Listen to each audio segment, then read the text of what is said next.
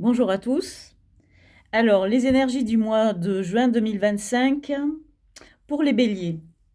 Donc, je vais utiliser le Jean Noblet de chez Jean-Claude Flornoy et puis le Radiant Wise Spirit Tarot de chez Lo Scarabeo. Donc, nous allons avoir ainsi un tarot de Marseille pour commencer et un Rider-Waite-Smith pour les cartes complémentaires. Donc,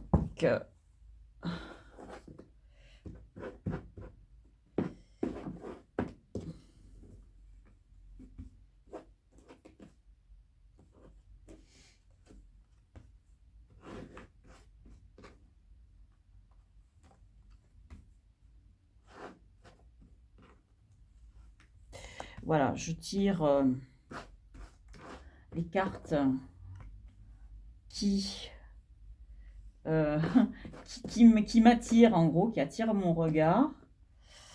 Et je fais ma petite composition personnelle, qui est ma version, on dira, personnelle du tirage en croix, mais qui, pour moi, symbolise une plante avec des feuilles, un tronc et un axe central qui représente un axe des branches. Alors, l'énergie qui représente la question, le problème du moment, pour les béliers, on a l'énergie de la papesse.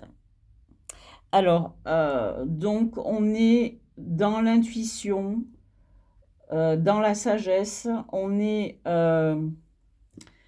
dans son monde intérieur.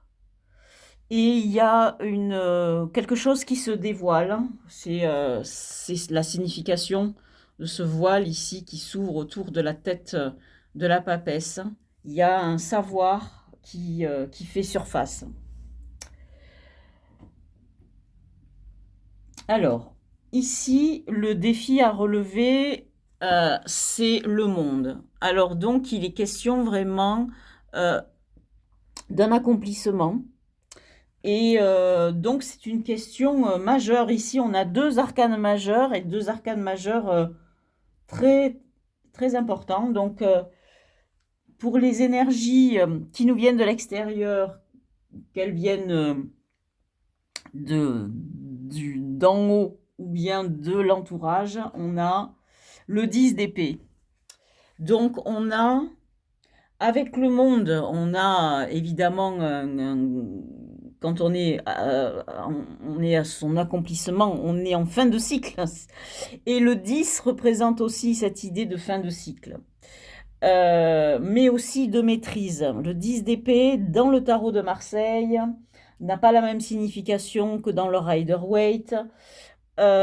Ici, on manifeste dans sa vie mentale, cérébrale, et dans son expression verbale, une grande maîtrise.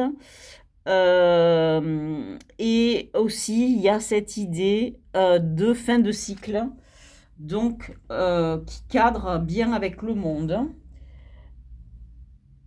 Et aussi avec la papesse, hein, puisque ici on est dans le mental, la papesse elle est dans l'intuition, mais on est toujours dans un monde intérieur. Ici, ce sont les énergies sur lesquelles vous devez vous reposer et qui sont déjà en vous. Ce sont des énergies sur lesquelles vous devez vous reposer et c'est celle de la reine de denier. Alors ça, c'est très intéressant. La reine de denier, elle représente la complétude, elle représente l'indépendance financière, l'indépendance complète, surtout économique évidemment, et matérielle.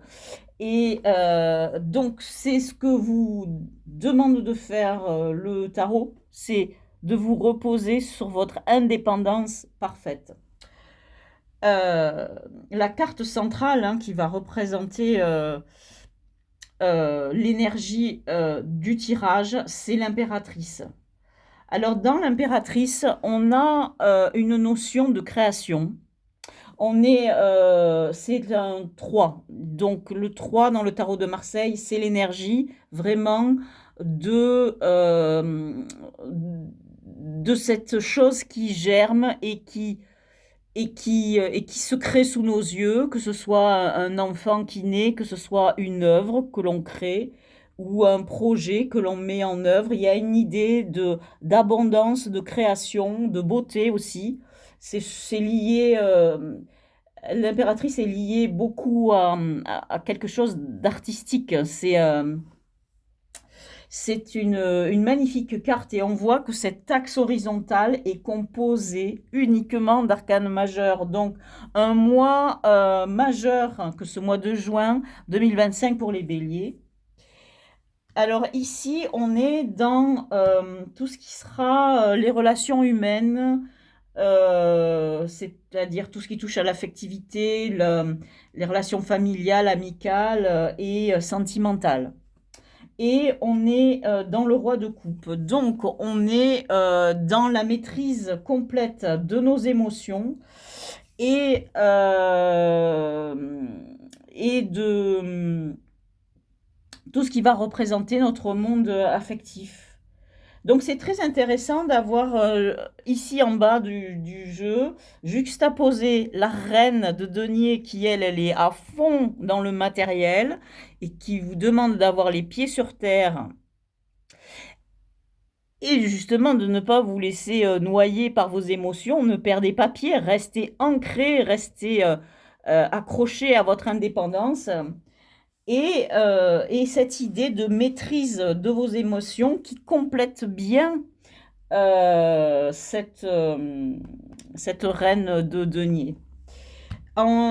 Ici en bas à droite, on sera plutôt dans l'univers du travail ou de la vie sociale si on est retraité par exemple ou si on n'a pas d'activité professionnelle. Et on est dans l'énergie du 4 de denier, c'est-à-dire quelque chose qui est dans la stabilité et qui renforce, cette carte aussi renforce cette reine de denier.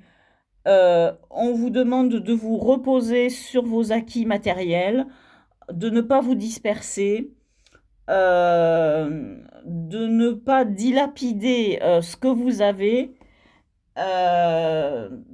Donc, voilà la signification de cette carte de denier. On arrive ici en haut à gauche à ce qui représente la vie intérieure, vie spirituelle, etc.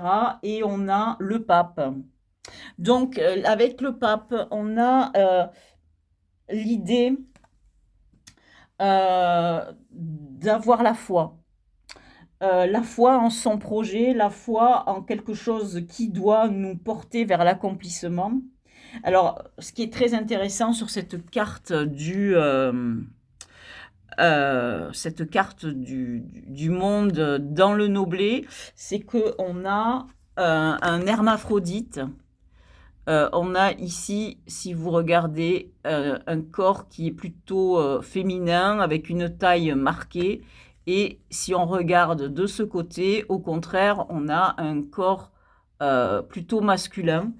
Et ce qui signifie qu'on doit être dans l'équilibre parfait entre nos énergies masculines et féminines, c'est-à-dire les énergies qui nous poussent vers l'extérieur et vers la création, et les énergies qui touchent plutôt notre monde intérieur, qui sont liées, on dira, au yin.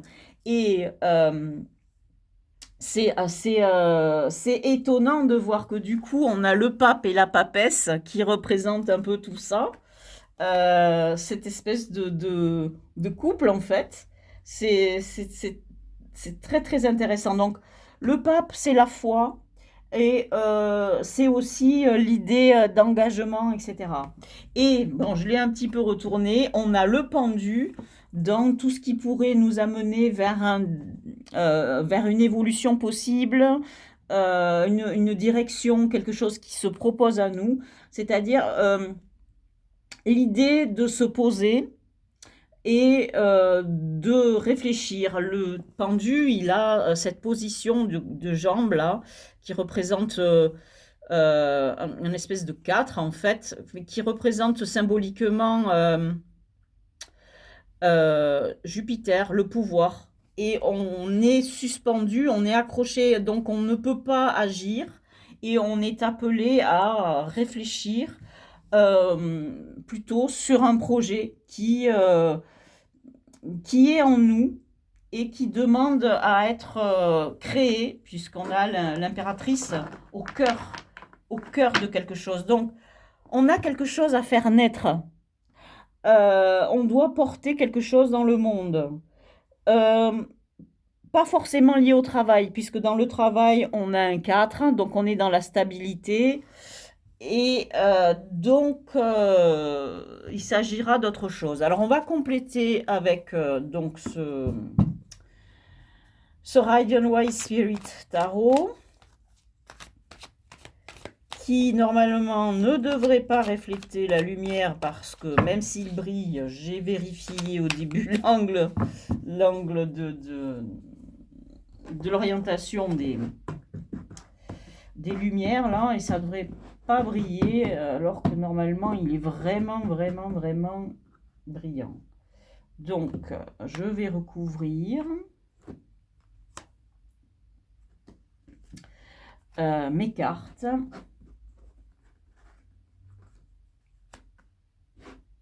Ce jeu est franchement, ce tirage bélier, il est fascinant, hein. Le nombre d'arcanes majeurs qui se présentent dans ce tirage est simplement hallucinant, hein. Donc on a quelque chose de très puissant qui se passe, quelque chose qui vous tire vers l'avant, quelque chose de vraiment important. Donc on commence ici par cette première carte qui est une idée avec le 5 de denier et dans le Rider-Waite. Il y a un sentiment de solitude, il y a un sentiment d'être mis de côté et peut-être aussi une impression de manquer d'argent, de manquer de quelque chose. Peut-être une guérison aussi à effectuer, une guérison physique, hein, ou simplement mentale. Bon, on est dans les deniers, donc on est dans le matériel, mais il y a quand même beaucoup de sentiments dans cette carte du 5 de denier, puisque on a un sentiment d'abandon euh, ou simplement quelques problèmes financiers en ce moment. En tout cas, la question du financier est cruciale et on voit qu'elle se révèle ici dans le travail avec l'idée de vraiment se cramponner à ce qu'on a et ici d'obtenir une indépendance financière. Donc ici, pour l'accomplissement, on a un chevalier de bâton. Donc, on nous parle bien d'un projet de création. Pour moi, le bâton, c'est l'énergie de création, mais on dira d'une entreprise, par exemple. C'est un projet, euh, donc un projet qui doit naître et que, avec cette idée de chevalier, c'est de la mener à jour, de le porter au monde, de le manifester. Donc, l'énergie et précisément, ce projet vous permettrait de sortir de cette carte-là, qui est un sentiment de manque. Euh, Manque d'argent, manque de relations, quelque chose une blessure de rejet peut-être ou d'abandon, quelque chose qui, qui a besoin d'être guéri et un projet qui aboutirait à votre accomplissement personnel vous permettrait de guérir cette blessure. L'énergie qui vous vient de l'extérieur, on a cette énergie du 5 de bâton et l'énergie du 5 de bâton dans le Rider-Waite, c'est l'idée de devoir jouer des coudes, c'est l'idée de la concurrence, mais c'est une concurrence qui est positive. C'est une concurrence qui va vous permettre de sortir vers le haut. Donc, elle est couplée par cette idée du 10 d'épée du Marseille et non pas du Rider-Waite. Donc, il y a une idée là, en dessous,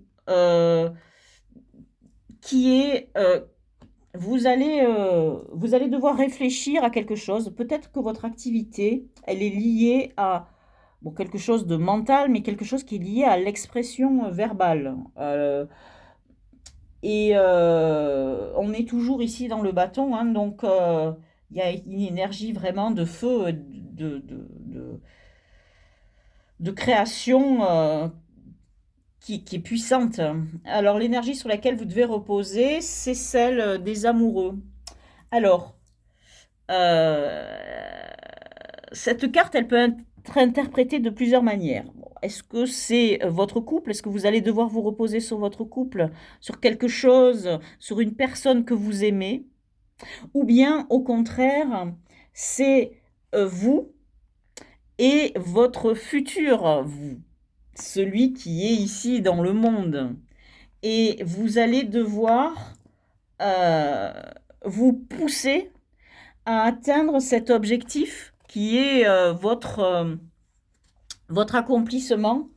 Donc, il y a une recherche intérieure peut-être à faire, à vous rapprocher de vous-même. Donc là, on se retrouve avec cette idée de la papesse, hein, qui est liée à la sagesse, mais aussi au monde intérieur et au monde de l'intuition.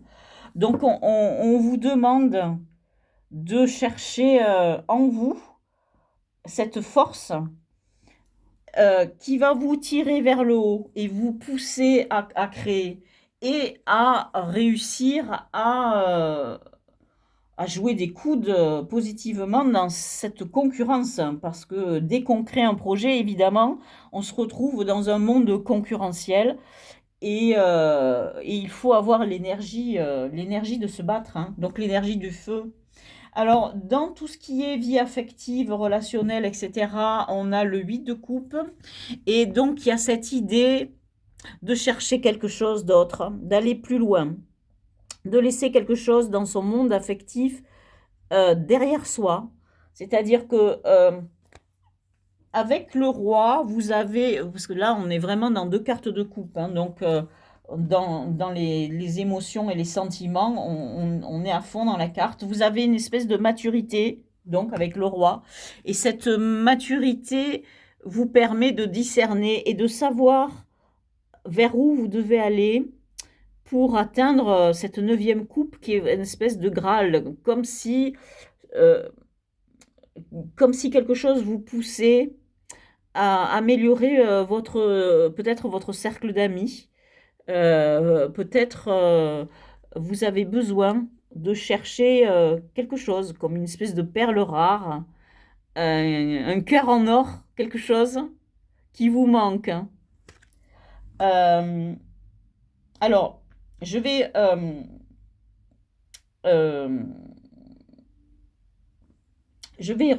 aller ici sur la carte qui est au-dessus la carte du centre, parce que je ne l'ai pas vue, et c'est celle du 3 de coupe.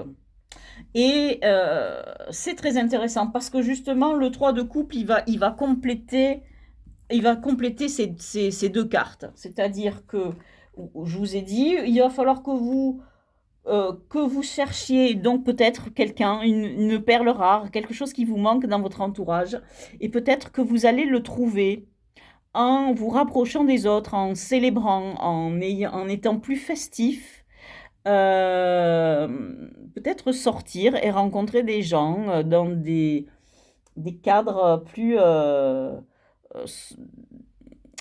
sociaux, plus sympathiques, où les gens festoient. Et c'est peut-être là que vous arriverez à trouver les relations qui vous manquent. Alors, je dois tirer une carte ici que j'ai oubliée sur le travail. Je la prends maintenant. Ah, très intéressant, on a l'as d'épée. Alors, donc dans le travail, on vous dit, en gros, reposez-vous sur vos acquis. Vous êtes à une espèce de stabilité financière, là, de 4, c'est ça, hein, stabilité financière. On voit ici que avec le 5, bon, mais là, c'est le 5 de Rider-Waite, il se passe quelque chose. On a la nécessité de progresser, d'aller plus loin. Donc, en fait, ce qui se passe peut-être, c'est que dans votre travail, vous avez quelque chose qui vous manque. Et vous allez avoir cette espèce de révélation qui va arriver avec cet as d'épée. Finalement, vous allez devoir bousculer ce 4 de denier. En fait, vous allez devoir vous reposer dessus. Il est très pratique parce que ça signifie que vous avez un matelas, une sécurité financière qui va vous aider peut-être à vous projeter dans l'avenir en, je sais pas, par exemple, mettre un peu d'argent de côté pour investir. Toujours est-il, c'est que c'est de votre travail que va naître cette idée, cette révélation, euh, parce que l'as d'épée, ça représente ça, ça représente la manifestation d'une idée. On est dans le mental hein, avec les épées. Hein. Et on a aussi une idée de vérité qui se manifeste. Donc, eh bien, il faut que vous vous attendiez peut-être à trouver une idée et l'approfondir. Parce que de cette idée, peut-être, c'est là que vous allez pouvoir établir votre projet. Enfin, en tout cas, la chose qui va vous permettre de vous projeter dans l'avenir. Dans votre monde intérieur, vous avez cette idée du fou. Donc, très intéressante, l'idée du fou, c'est que vous êtes dans un état d'esprit où vous avez la foi avec le pape, vous êtes relié avec le, le Très-Haut, on dira, et cette carte du fou, en fait, elle représente le fait que, en ayant cette foi, en votre projet ou en vous-même, vous allez, vous êtes dans un état d'esprit où vous êtes prêt à vous balancer dans le vide, on dira, hein, et suivre cette idée-là qui a germé. En tout cas, c'est ce que vous dit ce tirage. Hein. Qu'est-ce qui se passe ici sur un dénouement possible, une conclusion possible? On a la mort sur le pendu. Et alors la mort, ça signifie vraiment une métamorphose. Donc un changement euh, euh, comme l'idée d'une transformation intérieure, comme un papillon qui va sortir de sa chrysalide, qui va se développer, qui va se déployer. On a ça vraiment dans la mort. C'est très intéressant que cette carte soit couplée à celle du pendu. Parce que, alors là, on n'a pas la mort du tarot de Marseille, qui est extraordinaire, parce qu'elle fait bien suite au pendu, hein, donc on est à 12, on passe à 13.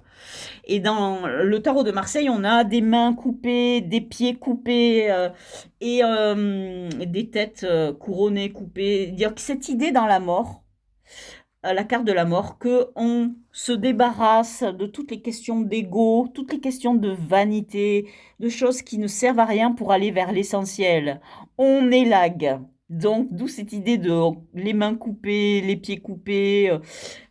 C'est surtout que le pied qui est accroché là et qui fait que vous ne pouvez pas agir, vous tranchez, vous coupez pour repartir.